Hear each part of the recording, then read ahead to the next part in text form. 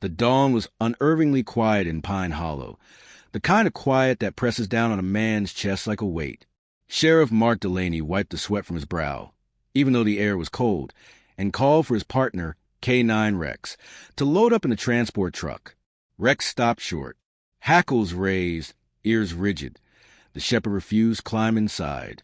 The other deputies chuckled nervously, but Mark felt something shift in the air. The dog wasn't spooked.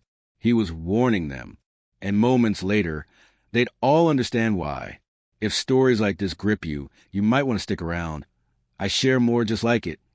The gravel crunched beneath Sheriff Mark Delaney's boots as he tugged Rex's lead, trying to coax the German shepherd into the back of the county transport. The others were already loaded up, their gear rattling inside the metal cage of the truck bed. "Come on, boy. Up you go," Mark muttered, his voice low, calm. He gave a command in the same clipped tone Rex had always obeyed. But the dog planted his paws in the dirt, not a single twitch forward. His eyes were fixed, unblinking, on the dark cavity of the truck bed. Deputy Harris laughed, a thin, nervous sound. "Guess he's tired of your driving, Sheriff." Mark didn't answer. His chest tightened. He knew Rex too well. The dog wasn't tired. He wasn't stubborn. His body language was a living alarm bell. Rigid tail, lips drawn back, nostrils quivering. The pine trees swayed above them, wind carrying the faint scent of oil and dust. Mark crouched down so he was eye level with Rex. "What is it?" he whispered. His hand brushed along the dog's collar. The shepherd's ears flicked back toward the truck, then forward again, alert, locked on the shadowed interior. Deputy Harris swung himself down from the cab. "Sheriff, we're wasting daylight. It's a 30-minute haul out to the ridge." "Hold on." Mark snapped, sharper than he meant. His voice echoed against the corrugated siding of the barn behind them. The air smelled faintly of manure and rusting metal, but underneath it, something acrid, something sharp. Rex growled. The sound wasn't loud, but it froze everyone. A deep, rolling vibration in the dog's chest, guttural, primal. Mark felt the hair on the back of his neck lift. He eased a hand to the butt of his sidearm, his heart thudding like fists against a locked door. "Check the truck," he said quietly. Harris scoffed. "What? You think someone stashed moonshine back there? It's empty. I loaded it myself." Rex barked once, a hard, explosive sound that cracked the still morning. Mark didn't argue. He climbed onto the truck bed, the steel groaning beneath his boots. The air inside was stale, metallic. He crouched, running his flashlight across the ridges and corners. Empty crates, coiled rope, nothing unusual until his beam caught the faintest shimmer. A small wire, strung low across the floor. Mark froze. His stomach plummeted. He leaned closer, tracing the wire with his light. It disappeared beneath the crates, leading to a dark metal box tucked into the corner. Son of a... He backed out fast, leaping off the truck bed, landing hard enough to jar his knees. "Everyone back! Now!" Confused shouts filled the yard. Harris frowned. "Sheriff, what?" "Bomb!" Mark roared, his voice cutting to the fog of disbelief. "Move it!" The deputy scrambled, boots hammering against gravel. Rex bolted ahead, ears back, dragging Mark with him toward the tree line. Behind them, the transport sat silent, hulking, its shadow long against the barn wall. The morning air buzzed with a tension that made every breath taste like copper. Harris's face had gone pale. "You're telling me someone planted that? In our damn transport?" Mark nodded, his throat dry. He glanced down at Rex, who was pacing in circles, panting hard but alert, tail stiff as a board. The dog hadn't taken his eyes off the truck. "Yeah," Mark said, "and if he hadn't stopped me, we'd all be in pieces by now." A silence fell over the group, broken only by the wind whistling through the pines. Somewhere in the distance, a crow cawed, sharp and mocking. Harris kicked the dirt, muttering, "Who the hell would want to blow up a sheriff's truck?" Mark didn't answer right away. His mind was racing, sifting through every arrest, every grudge that still lingered in Pine Hollow. It wasn't a long list, but it was dangerous. He ran a hand through his graying hair, his jaw clenched. Something about the way that bomb had been hidden, It wasn't sloppy. It wasn't random. It was precise, professional. He looked at his deputies, their wide eyes, their pale faces. They were good men, but not ready for this kind of war. And in that moment, Mark felt it in his bones. This wasn't just a warning. This was the opening move. The sheriff's office in Pine Hollow had never felt so small. The building sat on the edge of town, a squat brick structure wedged between the feed store and a shuttered gas station. Its paint peeled in long strips. Its windows rattled when the freight train screamed past on the far ridge. Inside, the place smelled of coffee grounds, dust, and the faint musk of dog fur. Rex's scent ground into every floorboard from years of duty. Now, though, that familiar smell mixed with something sharper. The sweat of unease. Deputy Harris paced by the desk, wringing his cap in his hands. "Sheriff, you saw the wiring yourself. That wasn't no kid's prank. That was military grade. Who the hell in Pine Hollow knows how to build something like that?" Mark leaned back in his chair, the springs creaking. He'd stripped off his jacket, rolled his sleeves. His shirt clung to him with the dampness of stress. He rubbed the bridge of his nose. Rex curled at his feet, like a coiled spring, head resting on his paws, but eyes tracking every movement in the room. "I don't know yet," Mark said. His voice carried the weight of truth, because the names he did suspect were ones he didn't want to say aloud. "Not yet." The office door creaked open. A blast of cool air swept in, carrying the scent of pine resin and diesel. Deputy Carla Mason stepped inside, the only one of his deputies Mark trusted without hesitation. Her short black hair stuck to her forehead, sweat glistening on her temples. "I checked the transport again," she said, tossing a clipboard onto the desk. "Wiring's clean, precise. Whoever said it knew what they were doing. That's not some backwoods drunk with too much dynamite." Harris muttered. "So we got a pro in town?" "In Pine Hollow." He shook his head. "Sheriff, we don't even have a stoplight. This don't make sense." Mark's jaw worked. He thought of the sawmill workers, the drifters who came through for odd jobs, the handful of veterans who'd returned from overseas only to disappear into booze and silence. Pine Hollow was the kind of town where grudges went rancid, festering just beneath the polite hellos. "It makes sense to someone," Mark said finally. "Question is, why now?" Rex's head snapped up. His ears pricked toward the window, a low rumble starting in his throat. Mark tensed. "What is it, boy?" The deputies froze. Silence pressed in. The ticking of the wall clock felt suddenly too loud. Then glass shattered. A brick hurled through the front window, spraying shards across the floor. Rex leapt to his feet, snarling, teeth flashing white. Harris cursed and dove for cover. Carla drew her sidearm, already moving to the door. Mark was there first, shoving it open and stepping into the pale afternoon light. The street was empty, just the hum of cicadas and the whisper of pine branches swaying overhead. The only movement was a dust devil twisting down the road, scattering dried leaves. Carla scanned the rooftops. Nobody. Mark's eyes fell to the brick, lying among the glass shards. Something was wrapped around it. He crouched, unwrapped the crumpled paper. The words were scrawled in thick black marker, the strokes jagged and uneven. "Get out of the woods, or the woods will swallow you." Mark's hand tightened on the note. His pulse hammered. He thought of the transport again, how easily it could have taken them all apart. And now this. He turned back to his deputies. "We're being watched." That night, Pine Hollow seemed to shrink in on itself. The houses, with their sagging porches and flickering porch lights, huddled close together as if bracing against something unseen.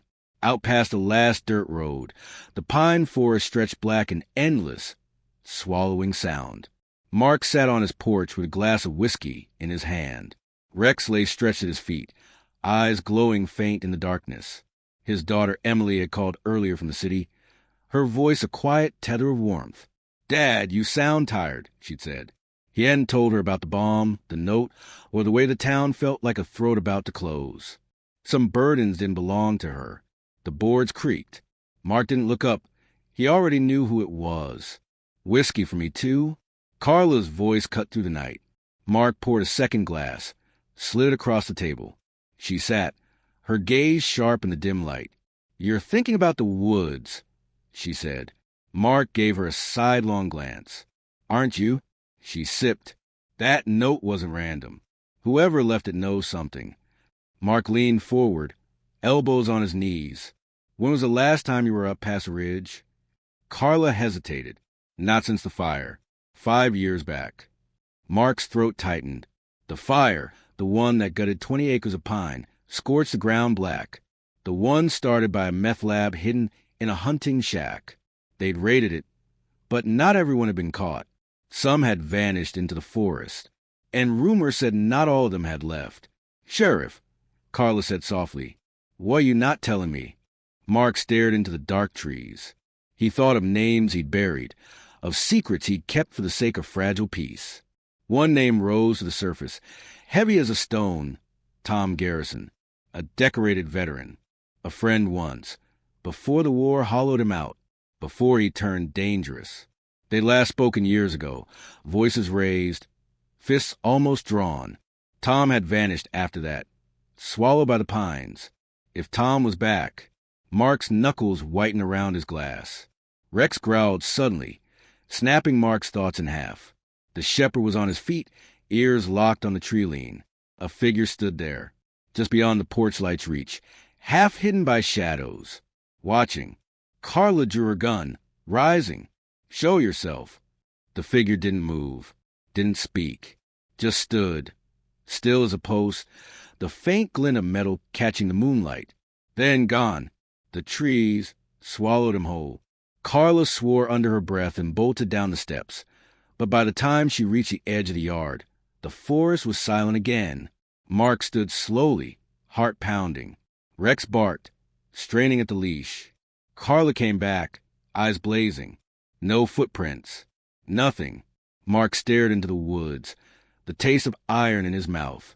He thought of the bomb, the note, the shadow in the trees, and the man who might have returned to Pine Hollow with more than just grudges. 2 nights later, betrayal struck. It was after midnight when Mark was woken by the phone. His office line, not his home. That alone made his stomach twist. He answered, voice rough. "Delaney." Silence. Then a whisper, ragged and urgent. "Sheriff, you don't know who to trust." "Who is this?" But the line had already gone dead. Rex winded aside, restless. Mark didn't sleep the rest of the night. By morning, he had his answer, because when he arrived at the station, the evidence locker had been forced open. The bomb components they recovered from the transport were gone, and the only deputy on duty during the night shift, Harris. The revelation hit like a sledgehammer. Harris sat at his desk, sipping coffee, his expression carefully neutral as Mark walked in. The broken lock lay in pieces on the floor behind him. "Morning, Sheriff," Harris said evenly, as if nothing was wrong. Mark's hand twitched toward his holster. "Where's the evidence?" Harris set his cup down. His lips curved in the faintest smile. "Gone. That's all you need to know." Carla burst in from the hall, gun half drawn. "You son of a—" "Don't!" Harris's voice sharpened, his eyes cold. "I did what I had to. You don't understand what's coming." Mark's jaw clenched. "Make me understand." Harris leaned back in his chair, hands spread in mock surrender. "The woods aren't empty, Sheriff. You know that better than anyone. They've been waiting, and when they move, you'll wish you let that truck burn."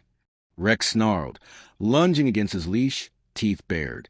The office seemed to shrink, the walls closing in, betrayal thick in the air like smoke. Mark took a slow breath, his finger brushing the trigger guard of his sidearm. And in that moment, he realized something chilling. The bomb hadn't been meant to kill them all. It had been meant to flush them out. The woods swallowed everything. Every step Sheriff Mark Delaney took crunched over pine needles and brittle twigs, muffled by the thick hush that pressed in on all sides. The moon was thin tonight, just a sliver carving pale light across the forest floor. Rex padded beside him, silent but alert, head low, ears twitching at every sound. Behind them, Carla moved with careful precision, her rifle steady in her hands. Her breath was slow, practiced. She'd served 3 tours overseas, but even she looked tense now. Ahead, somewhere in the dark, was Harris. Mark couldn't push away the image of the deputy's face in the office. The calm defiance, the cryptic warning. The woods aren't empty. The question gnawed at Mark as he walked. Was Harris a traitor, or was he just a desperate man trying to survive something bigger than any of them? The pines whispered overhead. A distant owl hooted. Then gunfire cracked. The first shot snapped through the branches, splintering bark inches from Mark's head. He dove behind a fallen log, dragging Rex down with him. Carla hit the dirt, rolling to the side, rifle swinging up. "Harris!" Mark shouted, his voice tearing through the silence. "You fire again, you're done." A pause. Then, from somewhere deep in the woods, Harris's voice, low and echoing. "You don't get it, Sheriff. I'm not your enemy." Carla swore, scanning the shadows. "Sounds like an enemy to me." Mark's heart hammered. He forced himself to breathe. "Harris, you set us up. You stole evidence. Tell me why before I put you in the ground." The forest answered with silence. Then another sound slithered through the dark. Not gunfire, not wind, something else. Footsteps, multiple, coming from every direction. Rex stiffened, growl building in his chest. Mark's blood turned cold. Harris hadn't been lying. They weren't alone. The first figure stepped into the thin moonlight.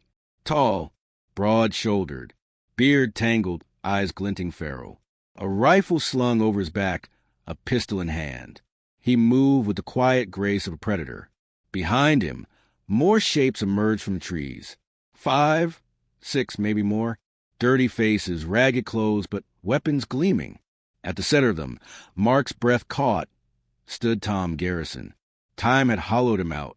His once proud frame was gaunt, his eyes sunk deep into shadow. But his presence was undeniable, heavy as an iron chain. "Mark," Tom said, his voice gravel-worn down by years in the wilderness. "Never thought you'd come back out here." Mark rose slowly from behind a log, gun steady. "Didn't plan to." Tom's lips curled into something that wasn't quite a smile. "And yet, here you are, right where you swore you'd never set foot again." Carla's finger tightened on her trigger. "Sheriff, say the word." Mark shook his head slightly. "Not yet." He looked at Tom. "That bomb in the transport, that your handiwork." Tom spread his arms, mock grand. "You know me. I like to make an entrance." "Why?" Tom's gaze hardened. "Because Pine Hollow forgot us. We bled for this country. And when we came back, what did we get? Nothing. No jobs. No help. Just silence. So we built our own place. Out here, away from their rules. But you," he jabbed a finger at Mark, "you kept hunting us. Raiding. Burning. Like you were better than us. You were cooking meth in the woods." Mark shot back. "People died, Tom. Kids." Tom's face twisted, pain flashing across it before settling into rage. "Collateral." The word landed like a stone in Mark's gut. Rex barked, snapping the tension. Tom's men raised their rifles. The metallic clicked sharp as thunder. Carla swung hers in return. For a moment, the clearing was a heartbeat away from tearing itself apart. Then Harris stepped out from behind the trees, his hands raised. Carla cursed under her breath. Mark's gun tracked him. "You've got 3 seconds to explain, Deputy." Harris's face was pale, strained. "Sheriff, I didn't betray you. Not the way you think. Tom's been in my ear for months. Threats, promises, leverage. My family. He said he'd burn my house with them inside. I didn't see a way out." Tom chuckled. "He played his part beautifully, didn't he?" Mark's pulse thudded. Harris's voice cracked. "I stole the evidence because they said they'd kill them if I didn't. But I never meant for that bomb to go off. You've got to believe me." Carla spat. Convenient timing. Mark studied Harris. His shoulders sagged, his eyes glassy with exhaustion and shame. But beneath it, something rang true. The kind of desperation you couldn't fake. Tom grew impatient. "Enough talk. You've got a choice, Mark. Walk away, and Pine Hollow keeps breathing. Stay, and we burn to the ground." The weight of the forest pressed down.